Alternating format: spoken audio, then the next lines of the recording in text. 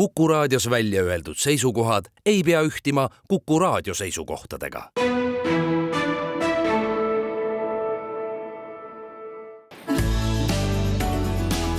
Keskpäevatund.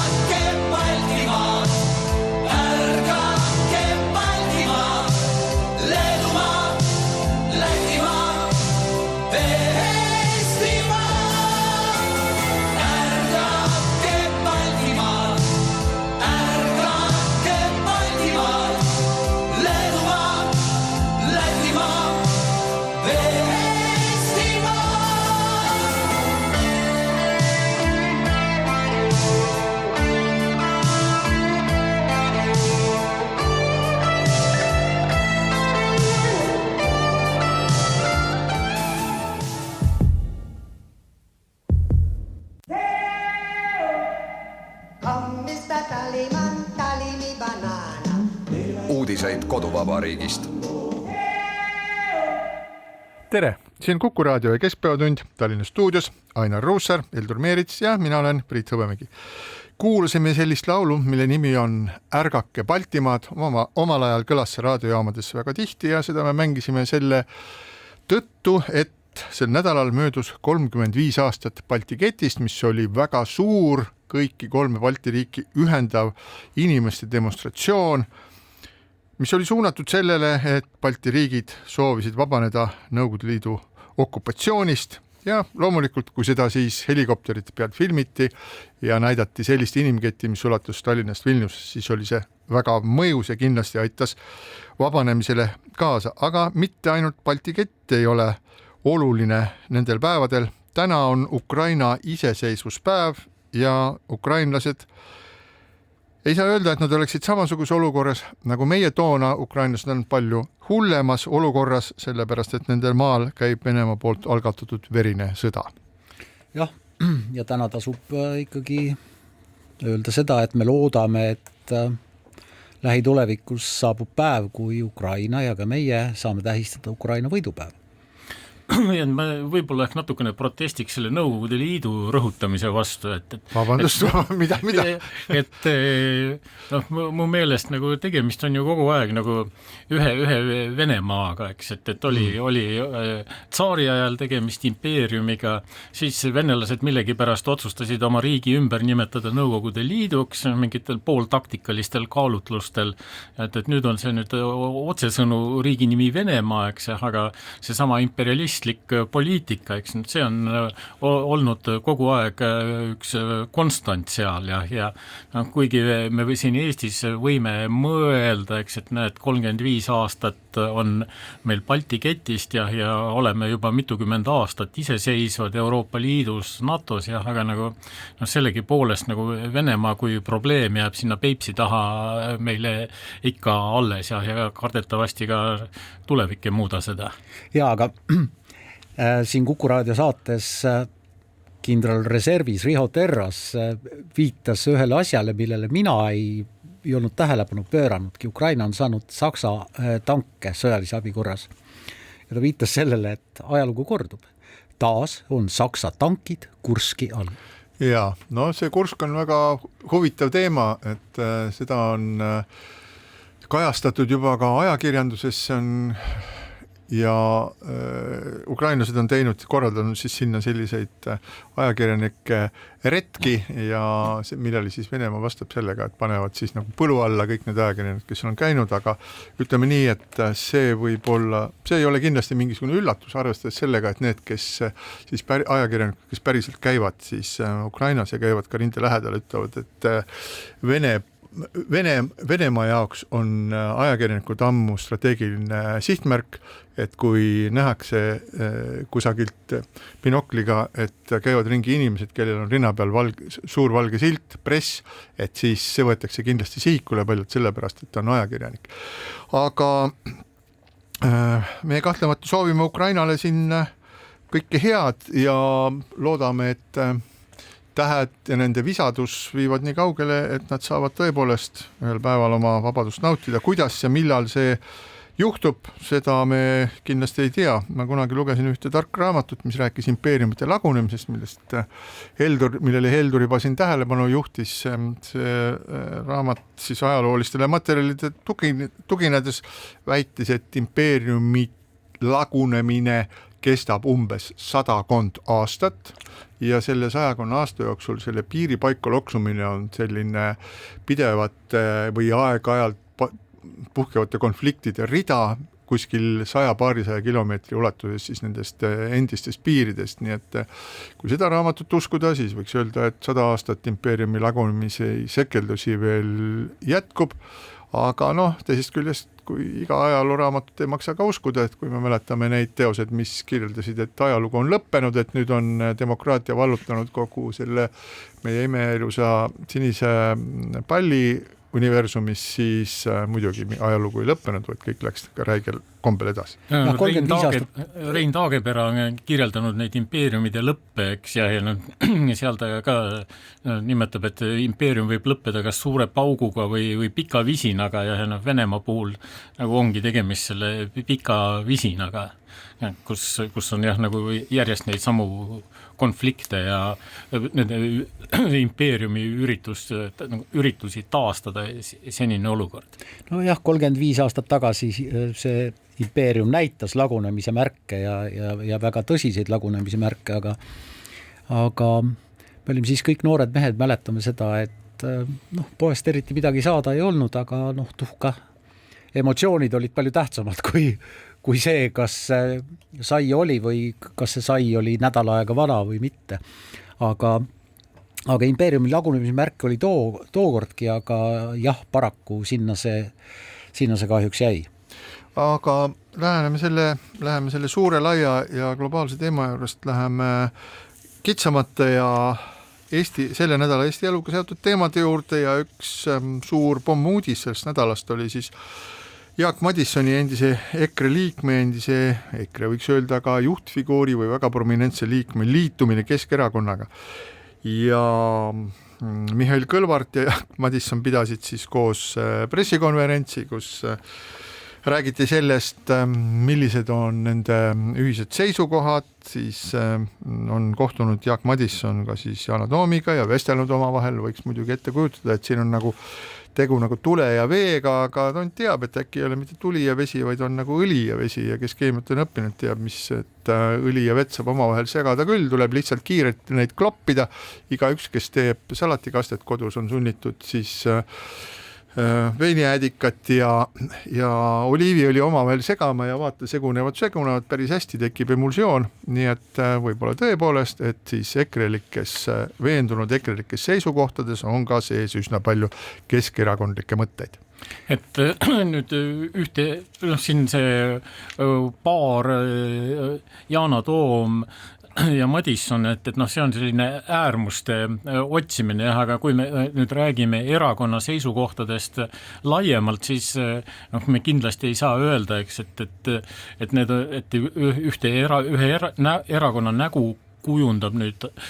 ainult üks teema, et neid teemasid on palju ja Madissonil ja Keskerakonnal tundub olevat ikkagi suurem ühisosa kui nüüd ainult ainult see Vene küsimus, kus nad nagu ilmselt on rohkem lahknevad jah, aga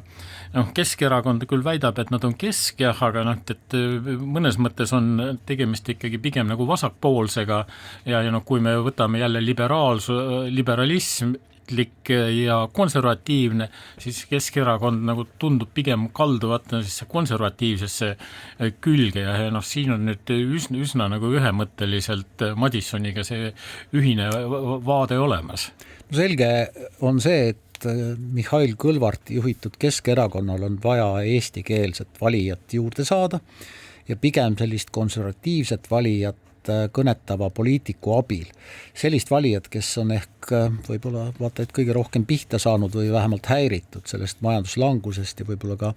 sellest majanduslangusest välja tulemise ideedest, mida valitsus on pakkunud. Muust rahvusest eelistavad endiselt Keskerakonda näitavad viimased küsitlused 48%, ehk siis tegelikult see Eesti kaart Keskerakonnal on väga vajalik. Aga millised siis olid Jaak Madissoni valikud? Mitte üldse liituda ühegi erakonnaga, olla Euroopa Parlamendi parteitu liige veel aastaid, aga selleks, et poliitikas pildil olla ja seda Madisson tahab, tuleb ka kodumaal pildil olla, eks ole. Isamaa ja sotside esirivis on tuntud nimesid küll ja vaevalt, et Isamaa ja sotsid ka väga sellise EKRE taustaga inimest oleks endale tahtnud. Reformierakonna ja parempoolsetega oleks keeruline olnud liituda, seda enam, et parempoolsed ei ole ju parlamendis ja ei tea, kas ka saavad. Eesti 200 peab enda kuidagi toime tulema, sellest jõuame rääkida ja Eesti rahvuslased ja konservatiivid uus erakond selle tuleviku Madisson ei usu, ta on ise öelnud, et neil ei ole särtsu ja nii edasi, nii et tegelikult ega see Keskerakonna valik, vihjed sellele olid ju täiesti ilmselgelt olemas, kui Kõlvart ja Madisson, kes tookord veel ütles või ajas mingit umpärast juttu, et ei tea, ma ei usu, et ma Keskerakonnaga liitun, aga võib olla kunagi, ehk siis, kui nad kirjutasid alla ühisavalduse, et opositsioon peaks ühinema, need näited olid, aga Yana Toomi ja Jaak Madissoni asi on selles mõttes huvitav, et see pakub kindlasti meediale väga palju ainest, selles mõttes, et mina ei usu, et Yana Toom oma põhimõttelistest avaldustest loobub ja mina tahaksin küll näha, kas Jaak Madisson on nõus sellega, et mida Yana Toom ajab, et mittekodanikud peaksid ikkagi elu lõpuni ja kõigi aegade lõpuni saama valida vähemalt kohalikke omavalitsusi, et siin on tegelikult sellist naginat kahel keskerakondlasel, kes nüüd on Euroopa Parlamendis küll ja veel. Et ilmselt nad peavad siis valima sellise strateegilise vaikimise tee. Et Yana Toom on mingitel teemadel vait ja Madisson on mingitel teistel teemadel vait. Et iseenesest Savisaare ajal Keskerakond suutis nagu küll sellist neljal käel mängu väga edukalt mängida, et ühe näoga oldi venelaste poole, teise näoga eestlaste poole ja nende toetajaid vähemalt see vastuolu ei tundunud häirivat. Et siis ka nagu ilmselt vaadati võib-olla ehk mingisuguste majandus- ja sotsiaalküsimuste poole ja öeldes, et need on tähtsamad ja et tühja nendest sellest Eesti-Vene teljel olevast vastuolust. Nii palju, kui ma Yana Toomiga olen suhelnud ja teda poliitikuna tean, siis ma tahaksin näha seda inimest, kes läheb Yana Toomi juurde ja ütleb, et kuule, sellest räägid, aga sellest ja sellest ei räägi. Nojah, kui me vaatame EKRE ja Keskerakonna siis majandust puudutavaid seisukohti, siis nad on väga sarnast. Nii EKRE kui Keskerakond siis toetavad paksu riiki, toetavad riigi tugevat rolli majanduse juhtimisel, subsiidiume, toetusi, et siin sisuliselt seda me nägime siis, kui EKRE oli võimul, kui me nägime, et kuidas siis nagu rahakotiga käituti, et sinna läks raha. Selles mõttes võiks öelda, et Keskerakonnal ja EKRE-l on, nii kummaline kui see ka ei ole, on väga palju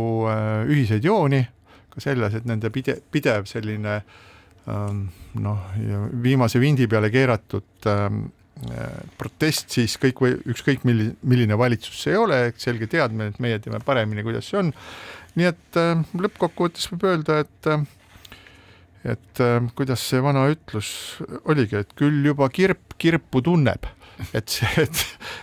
Madison läks EKRE-st Keskerakonna juurde, ega see ei olegi mingisugune suur ime, aga tegelikult seda, kuidas siis ühest erakonnast teise läinud inimene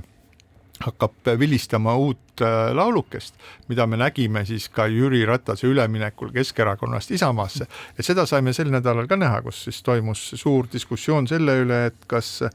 kuidas siis Tallinna koolijuht kirjutas oma Facebooki lehel sellest, et metsavennad on terroristid või metsavennad olid terroristid, ta oli selle küll laenanud kuskilt, nagu ta pärast hiljem ütles,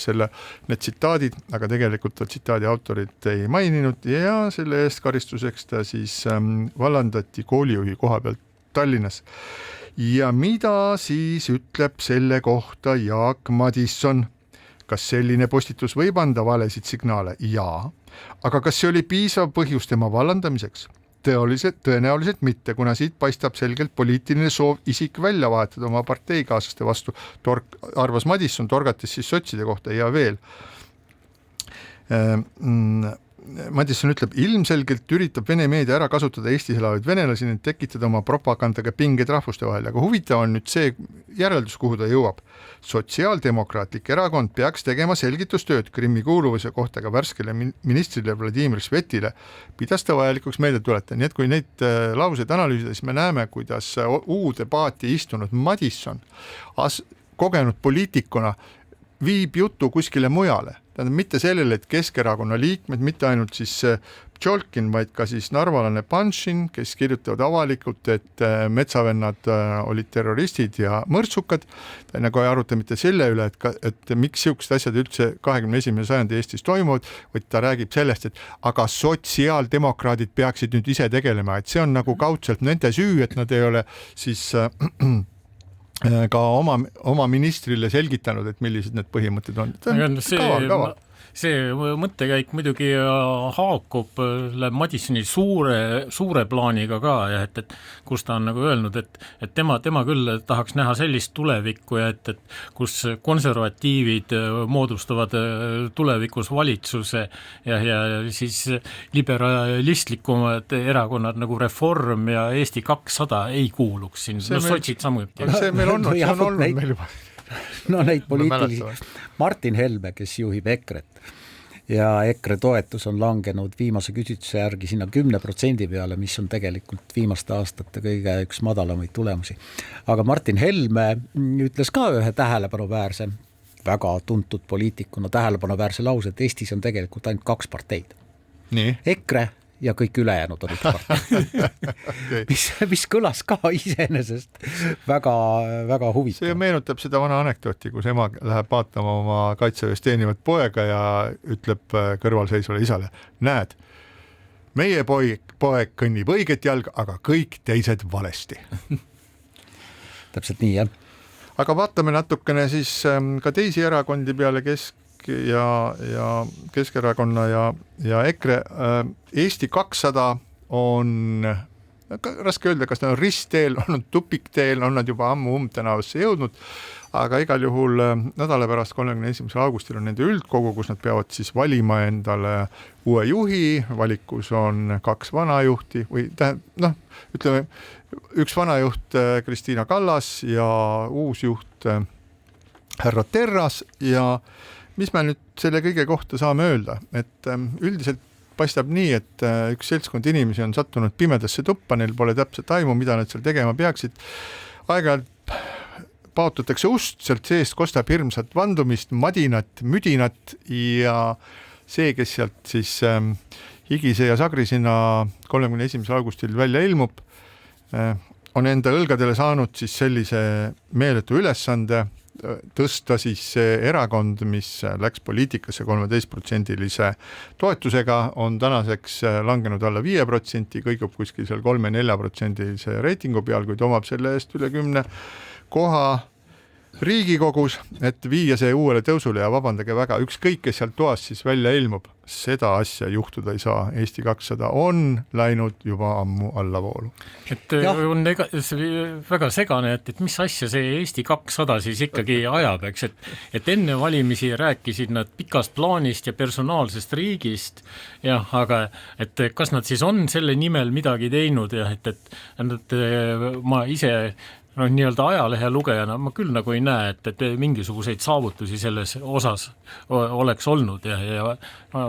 ei tundu nagu kuidagi tõenäoline, et nad lihtsalt varjavad selles osas tehtut, et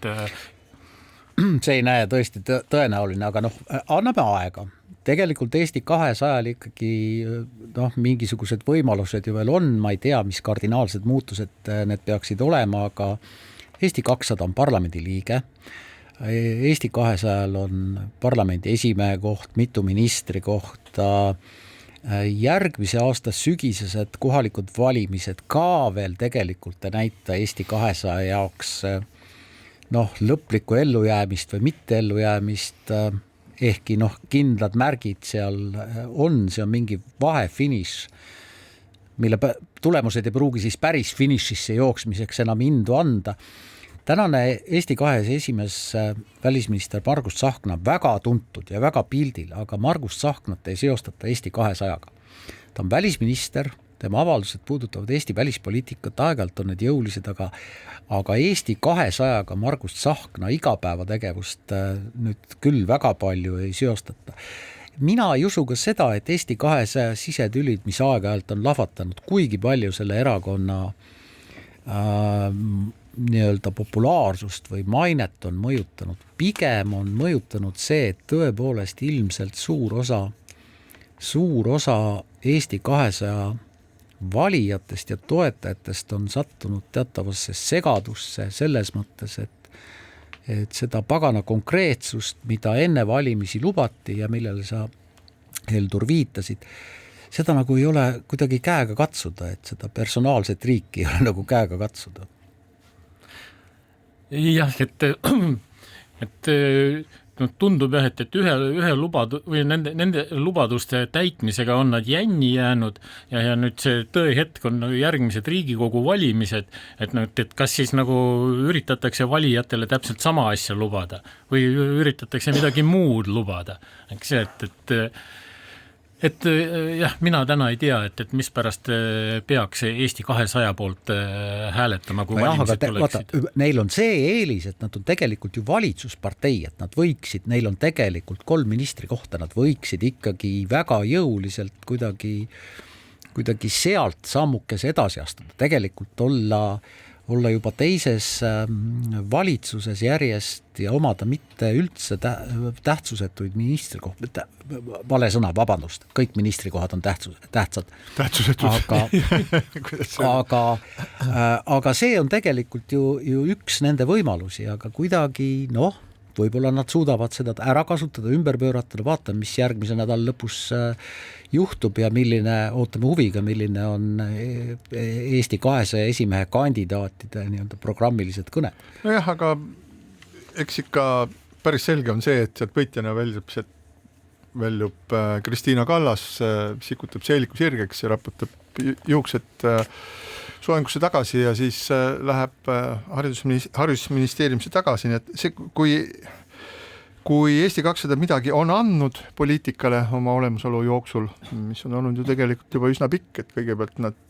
ei pääsenud üldse konkurentsi ja kui nad konkurentsi pääsesid, siis tuli välja, et neil ei ole sisu, aga haridusministri, kes asjaga tegeleb või vähemasti avalikkuse silmis asjaga pidevalt tegeleb, et üks haridusministri me oleme saanud. Lauri Hussar on saanud väga palju kriitikat Riigikogu esimehena, eriti esimesel perioodil. Ma täitsa ausalt pean ütlema, et kuigi väidetavalt siis Lauri Hussarile pakuti alguses ka ministri kohta, oli tal võimalus valida ministri koha ja Riigikogu esimehe koha vahel, oli ta valinud Riigikogu esimehe koha, mis tundub selline mõnus haamriga koputamise amet, aga muidugi see olukord, kuhu ta sattus, siis EKRE obstruktsioon, kõik need väga keerulised olukorrad, selge on see, et see on täielik hullumaja. No ütleme nii, et ta pidas selle kõik vastu, võib-olla temast ühel hetkel võiks ka saada mingisugune särav Riigikogu juht, aga võib-olla ta ei ole selline persoon lihtsalt. Ja mis puudutab Margus Tsahknat, siis välisministrina on teised ministrid välispoliitika alal on teised ministrid paremini silma paistnud, võib öelda ka seda, et kui peaministriks on Kaja Kallas, kes on välispoliitikas niivõrd tugev, et siis välisministril polegi üldse mitte mingisuguseid võimalusi särada. Nii et ma ei tea, minul puudub Eesti 200-sse igasugune usk, ma arvan, et nad said väga tugeva usalduskrediidi, selle nad on ära kulutanud, me teame, on olnud selliseid erakondi ennegi, on olnud Vabaerakond, on olnud Res Publica, mis on läinud kõige lihateed, kui sinna läheb ka Eesti 200, siis katki pole midagi, Eesti elab ikka edasi. Aga Priit, enne vaheaega. Kristina Kallas, Margus Tsahkna ja Liisa Pakosta, kes on praegused Eesti 200 ministrid, need on väga tugevad poliitilised nimed. Tegelikult nende abil annaks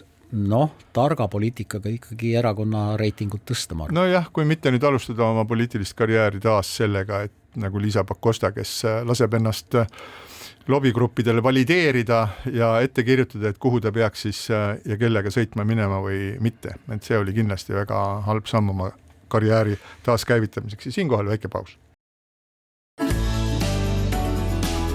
Keskpäevatund. Ja Keskpäevatund jätkab Tallinna stuudios Ainar Ruussaar, Heldur Meerits ja Priit Hõbemägi ja räägime nüüd sellest, mis ootab meid ees maksude näol, see on igapäevane teema igas peres ja kuigi peaminister Kristen Michal lubas, et maksufestival lõpeb, tõmbas uus rahandusminister Jürgen Ligi maksufestivali uuesti käima, nüüd me laulame ja tantsime seda laulu jälle ja arutame selle üle, et kus kohast need puudu olevad 2% siis, mida vaja on, peaksid tulema. Me teame, et tulumaksule ja käibemaksule et sellised arvud juurde lähevad, aga kust võtta veel? Selles osas ei ole mingisugust selgust ja kurbloolisus kogu selles teemas paikneb kahtlemata selles, et kuigi me maksame iga päev palka ministeeriumitele, ametnikele, ministritele ja kellele iganes veel, ei suuda Eesti Vabariigi kodanikele tänase päevani pole keegi suutnud selgelt öelda, kuidas siis neid selle niinimetatud julgeolekumaksu osas veel täiendava 2%-ga maksustama hakatakse. Et kord räägitakse siis ettevõtete kasumi maksustamisest, sellest me oleme siin juba rääkinud, et kasumit ette maksustada on väga keeruline, kuigi see võib olla mingisuguste nippidega siiski võimalik, aga toob endaga kaasa ka ettevõtete poolsed reaktsioonid. Jürgen Ligi siis lõi uue plaadi masinasse maksufestivalil, hakates rääkima sellest, et tuleks maksustada hoopis ettevõtete palgafond, millel on omad suured probleemid, aga nendest me nüüd räägimegi. Et nüüd päris kõik ka segane ei ole selle riigikaitse maksuga, sest et käibemaksu tõus 2% ja eraisikute tulumaksu tõus 2%, see, kuidas seda tehakse ja korraldatakse, see on päris hästi ette kujutatav. Aga ka ettevõtete käest tahetakse saada circa 200 miljonit eurot ja alguses koalitsiooni läbirääkimistel kirjeldati seda, kui maksu ettevõtete kasumilt. Aga jah, et kui hakata vaatama lähemalt, kuidas seda teha ja korraldada ja ka seda, et kui palju vaidlusi ja erinevaid tõlgendusi seal on võimalik, et siis see on väga keeruline probleem ja kui see riigikaitsemaks on tähtajaline ka, et siis tuleb niisugune tobe olukord, et kulub meil mitu aastat, kuidas seda maksu rehkendamise korda nüüd täpselt sisse seada ja tõlgendada ja siis, kui see kõik on nagu enam-vähem selgeks saanud, et siis lõpeb selle maksu tähtaeg ära, nii et päris palju tööd ja kulu oleks ja et siin see Jürgen Ligi plaan on alternatiiv, tegemist on ju tegelikult lihtsalt arvutusalusega. Ühel puhul võetakse protsent kasumist ja teisel juhul protsent sellest palgafondist, et need numbrid on ligikaudu võrdsed ja lõpptulemus oleks ka võrdne ja mõlema variandi puhul ei mõjutaks töötajate palku, et nende palgalehel jääksid numbrid kõik endiseks. No me ei ole mitte ainult töötajad, me oleme ka tarbijad samas, nii et vaadates seda, kuidas tavaliselt siis Eesti ettevõtted käituvad, kui toimuvad mingisugused maksumuudatused, tulu- või käibemaksumuudatused, siis sellest isegi enam ei sosistata, vaid sellest räägitakse otse ja avalikult, et kõik taolised maksude, lõivude tõstmised, need liiguvad toodete ja teenuste hindadesse. Need me hakkame neid kinni maksma, et sa ütled küll seda, et see on nagu ettevõtjale kõige kergem taluda. Jah, ettevõtja muudab oma toote hinda väikesel määral, võib-olla see ei pruugi esimesel hetkel nii-öelda silma paista, aga ta tõstab seda ja lõppkokkuvõttes maksavad tarbijad selle ikkagi kinni, meie ise ka. Ja need selliste muutuste hetked, need on nagu alati võimalused ja et midagi teha ja muuta ja siis, aga et kas see viib nüüd kaasa hindade tõusuni, et ühest küljest ettevõtja üritab oma kasumit kätte saada, aga nagu teisest küljest jälle, et kui tarbijal ikkagi ei ole raha, eks, et siis ei ole raha ja sa lihtsalt lambist ka ei saa hindu tõsta, eks, et need küll eriti sotsid armastavad rääkida, kuidas nagu käibemaksuga manipuleerimine mõjutaks hindu, eks, aga tegelikult käibemaks on ainult üks hinnakomponent, nii et see nüüd nii automaatselt ka ei käi. Jah, muidugi ja samas üllatav, statistika ikkagi näitab, et vaatamata sellele juba pikalt kestnud majanduslangusele tööjõuturul on olukord stabiilne. Keskmine palk on väga ebamäärane termin, aga keskmine palk statistika andmetel ikkagi jätkab siiamaani kasvamist,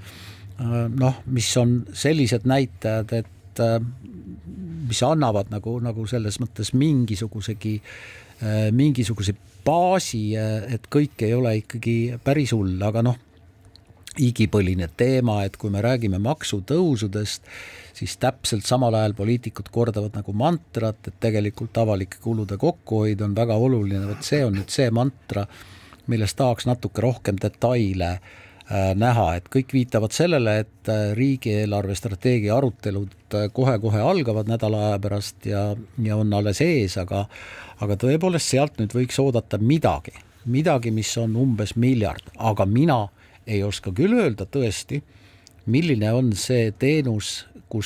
või need teenused, kus saaks miljardi hopsti kokku võtta. Ma ei tea. Koalitsiooni lepingu järgi jäi kõlama, et just nagu oleks tohutult suured kärped ees ootamas, 10% kõlab palju, aga kui sa jätad välja pensionid ja kui sa jätad välja haigekassa, jätad välja kaitsekulud, siis nagu see reaalne sääst peaks isegi nagu julgeolekukulud laiemalt, politsei ka. Just, et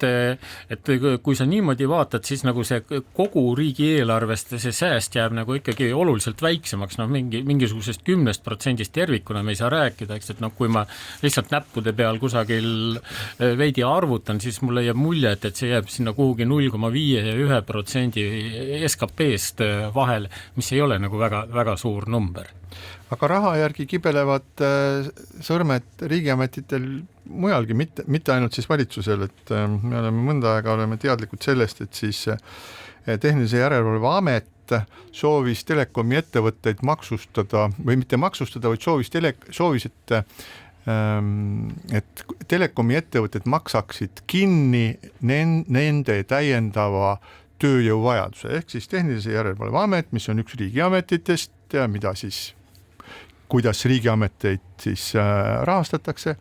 neid rahastatakse riigieelarvest. Tehnilise Järelevalve Amet korraga otsustas, et väga hea, et neil on juurde tulnud selliseid igasuguseid ülesandeid ja nemad nüüd siis aga raha ei ole, kust seda raha võtta, aga las need ettevõtted, keda nad kontrollivad siis, ehk järelvalvavad, ehk siis telekommunikatsiooni ettevõtted, et las need siis panevad selle raha välja ja mõeldi siis seaduse muudatuse siis väljatöötamiskavatsuses, mõeldi välja siis selline nagu klausel, et telekomi ettevõtted hakkaksid maksma, mille peale telekomi ettevõtted ütlesid, et kuulge, mis asi see on? Kas te olete kehtestanud meile maksud? Teatavasti riigiametid ei saa mingisugust makse kehtestada. Ja see asi nüüd marineeris tükk aega, aga nüüd tuli siis Rahandusministeeriumilt tuli siis seisukoht selle väljatöötamiskavatsuse peale ja Rahandusministeerium ütles väga selgelt, et Tehnilise Järelevalve Amet on riigiamet, mis saab oma sissetulekut riigieelarvest, kui neil on raha vaja, siis nad peavad tegema vastavad taotlused, nad ei saa kehtestada sisuliselt uusi makseid, te võite endale ise ette kujutada, mis juhtuks siis, kui iga riigiamet hakkaks ise oma enda haldusalasse kuuluvatele eraettevõtetele mingisuguseid makse kehtestama ja et kuna Järelevalveamet niigi saab juba lõivu, ehk et tal on õigus küsida lõivu, et siis ta peab tegema seda lõivude korrigeerimise, reguleerimise teel, aga mingisuguseid uusi nii-öelda makse kehtestada, kuna ei tohi, kuna Rahandusministeerium ütles, et tegu on sisuliselt maksuga. Nii palju ainult nagu lisaks, et Finantsinspektsiooni puhul on nii, et tema tegevuse maksavad kinni pangad ja kindlustusfirmad, nii et seda sorti lisamaks mõnedele ettevõtetele on, aga pangad on ju nagunii erilised. Jah, aga on sellised laiad valdkonnad, kus hinnatõus meid paratamatult ees ootab ja muide president ka 20. augusti kõnes viitas, väga lühidalt, aga viitas sellele, et elanikud ootavad selgitusi ja põhjendusi, miks mõned olulised ettevõtted, näiteks need samad sinu poolt mainitud telekomi firmad tõstavad hindu. Elektrilevi kavatseb tõsta liitumishindu. Muidugi on näiteks Elektrilevil tõsised probleemid ja probleemid on tõepoolest sellega, et need nii-öelda Elektrilevisüsteemid või elektrivõrk laiemalt öeldes, see vajab täiustamist, see vajab pidevat hooldust ja see pidev hooldus on raha. Et me kõik tahaksime, et tänapäeval oleks elekter ikkagi kogu aeg olemas, aga kui ma nüüd ei eksi, siis 7 või 8 päevales eelmisel sügisel oli Eestimaas nurgakesi, kus ei olnud elektrit pärast seda, kui torm oli liinidest üle käinud. Ehk siis tegelikult probleeme on palju ja üks võimalus on tõepoolest kuidagi ilmselt tõsta hinda, mis paneb jälle hambaid kiristama, aga võib-olla ei ole asi ainult selles, et raha on vähe, võib-olla on asi natuke ka planeerimises, ma ei tea, millegi tegemata jätmises, millegi valesti tegemises. Elektrilevi paar inimest, kellega ma olen suhelnud, on ise öelnud, et liinide hooldamisel on sageli üheks probleemiks ka see, et rohelised astuvad vahele, et ei saa nii palju metsa raiuda liinide juurest, kui te tahate, selleks, et tormiga puud liinidele ei sajaks ja eks siin ole neid probleeme miljon, aga kõik tipleb taas hinnatõusuga. Ma ei välistagi, et see raiumise soov võib olla suurem kui tegelikult vaja, seepärast iga ametkond lihtsalt kirjutab numbrid tihtipeale suuremaks, aga kuna me siin majandusest räägime, siis millist palka siis ootavad noored, et SEB korraldatud uuringus, värskes uuringus selgus siis see, et üle veerandi Eestimaa noortest leiab, et igakuiste vajaduste katmiseks peaks nende netosissetulek jääma vahemikku 1500 kuni 2000 eurot ja nad ütlevad, et see on nagu õiglane palk nende jaoks ja veidikene üle 20% siis noortest leidis seda, et nende vajadusi kataks 2000 kuni 3000 eurone sissetulek ja ainult 17% noortest arvas, et nemad saaksid ka 1000 kuni 1500 euro suuruse netopalgaga hakkama ja vaadates seda, milline on olnud meie inflatsioon, siis kui tol ajal, kui Eesti inflatsioon oli veel jäi alla 5%, siis selliste summade ootus noorte poolt tundus nagu ülepaisutatud ja võib-olla ka siin samas selle laua taga stuudios sai selle kohta midagi öeldud, aga ajal, mil inflatsioon on pikemat aega, on meil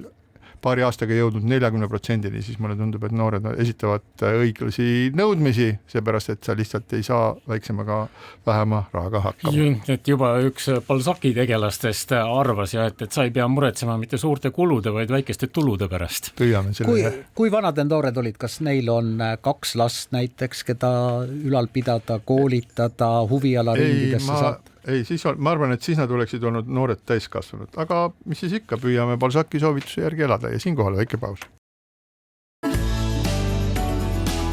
Keskpäevatund. Keskpäevatund jätkab, Kuku raadio otsestuudios Ainar Ruussaar, Heldur Meerits ja mina olen Priit Hõbemägi. Räägime nüüd edasi inimlähedastel teemadel, et Tallinna elanikud teavad väga hästi, et praegu toimub Tallinnas selline suur sportlik üritus, mille nimi on Ironman, väga palju tänavaid on kinni pandud, tänavad on täis ilma selge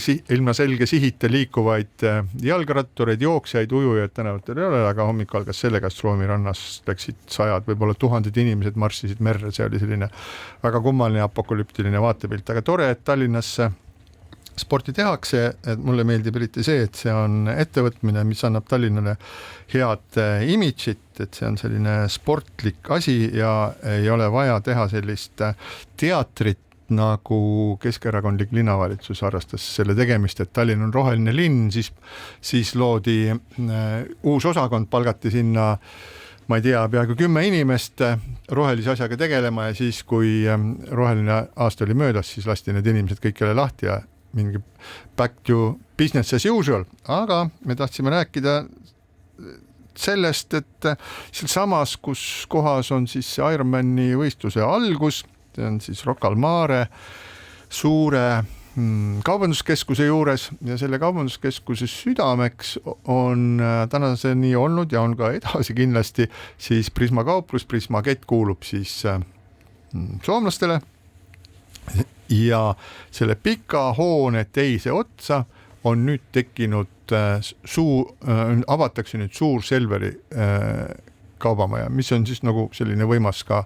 supermarket või hüpermarket või gigamarket või megamarket, mis ta igavesti on. Ja see on üks tänases Eestis üks väga huvitav asi, et me räägime siin sellest, et elukallidus on tugevasti tõusnud, et toidukaupade hinnad on tõusnud väga palju, et meil on siin paari aastaga olnud inflatsiooni ligi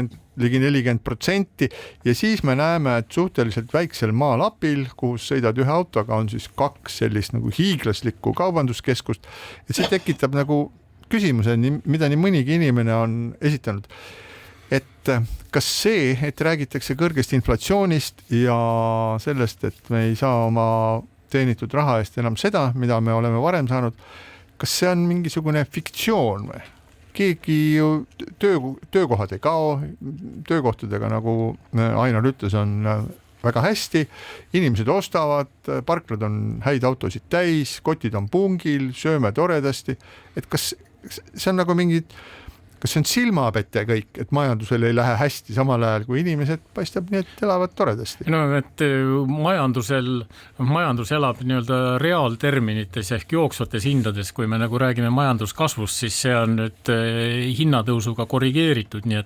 et noh, see õige vastus on jah ja ei, aga see, mis nüüd puudutab seda Rocca al Mare kaubanduskeskust, et see nagu tundub mingi huvitav uudisasi olevat, et tavaliselt me oleme kaubanduskeskuste puhul harjunud, et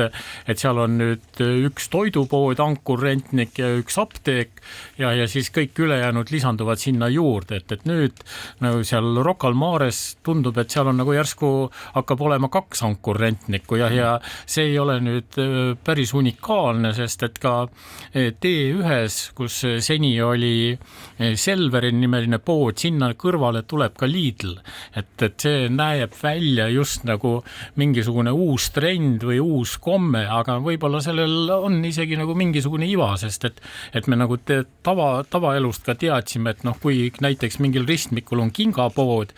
ja kui sinna kõrvale tekib teine kingapood, siis nagu selline tavamõtlemine on, et selle esimese poe käive jääb kõvasti väiksemaks, aga ei, tegelikult on nii, et sellel esimesel poel käive kasvab ja jätkub ka teisele poele, sest et inimesed tulevad, eks, et kui ma ühest poest ei saa, siis ma saan teisest midagi. Ja võib-olla on seda sorti loogika ka nende kaubanduskeskustega olemas ja et see võib-olla hakkab inimesi nagu veelgi rohkem külge tõmbama. jah, see ei ole ju midagi harukordset, kui Tallinnast välja sõita ükskõik millises suunas, siis me näeme ka seda, kuidas suured kaubanduskeskused on kõrvuti, erinevad kaubanduskeskused on kõrvuti. Nüüd küsimus on selles jah, et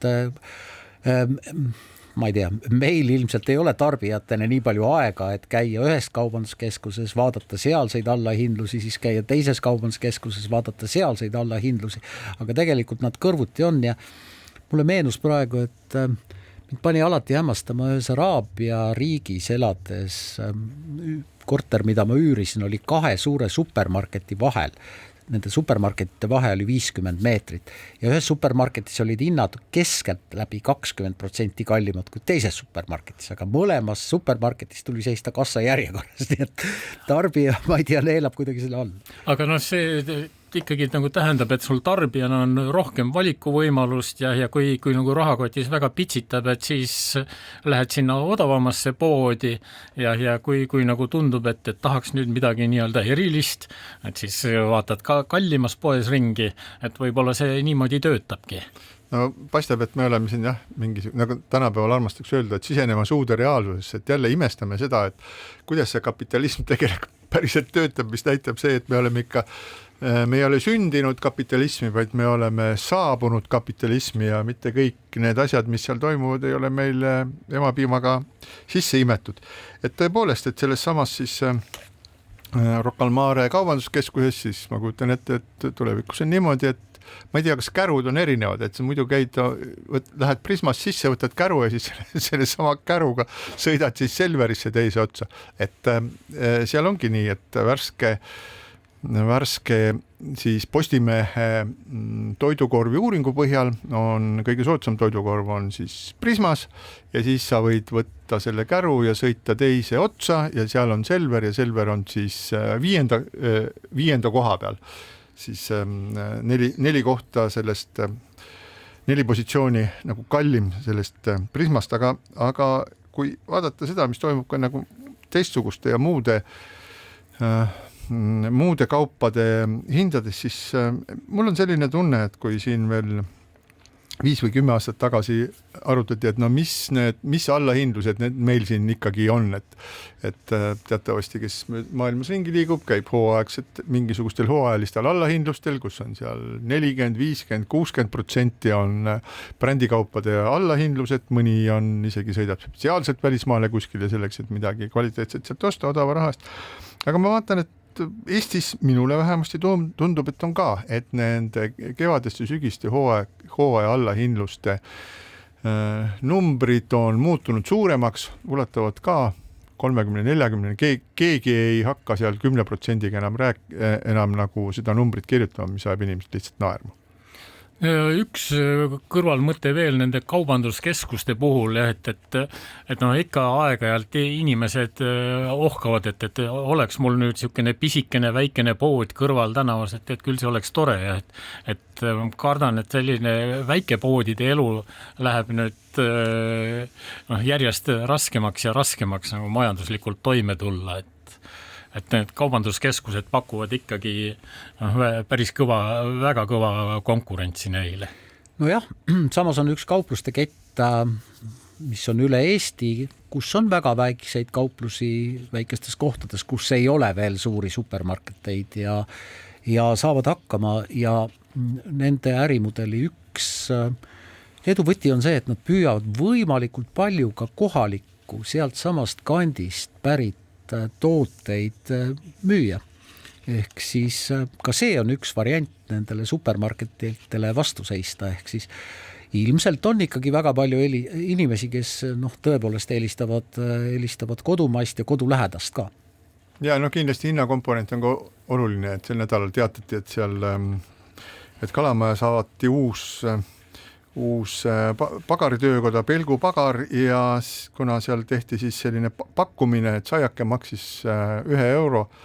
nojah, mine räägi seda juttu, et saiake maksab 1 euro, räägi seda 10 aastat tagasi eest ja selle ühe sõnaga. Ja et seda peetakse väga odavaks ja et 3 päeva oli pikk saba oli siis nende 1 euroste saiakeste järel ja siis hind muidugi jõuab tagasi oma normaalse 5 euro juurde. Normaalse, jah, umbes nii, et latte on 3,50 kuni 5 ja nii edasi, nii edasi, nii edasi. Aga seal samas Tabasalu Haabersti kandis kuni ja Kakumäe kandis seal ongi nii, et sisuliselt igas bussipeatuses on, kõigepealt on Prisma pluss Selver, siis on Rimi, siis on Selver, siis tuleb jälle uus Prisma, siis mäest üles, siis on jälle Selver, siis on kohe selle järele on Rimi, nii et mina ei tea, inimestel on seal kõvasti vajadust igasuguse asju kogu aeg osta, aga vaevalt, et need sinna, ja vahepeal oli veel Lidl otse, nii et inimest... konkurentsi tegelikult just nagu peaks olema. Aga kui hästi otsida, siis parklas ikkagi kohta veel leiab. Parklas kohta leiab, ja, kahtlemata. Aga täname teid kuulamast, oli tore suvelõpu laupäev, valmistume kooliaasta alguseks, kellel lapsed kodus juba sügelevad ja tahavad koolipinki istuma minna. Täname kuulamast ja kohtume taas nädala pärast. Keskpäevatund.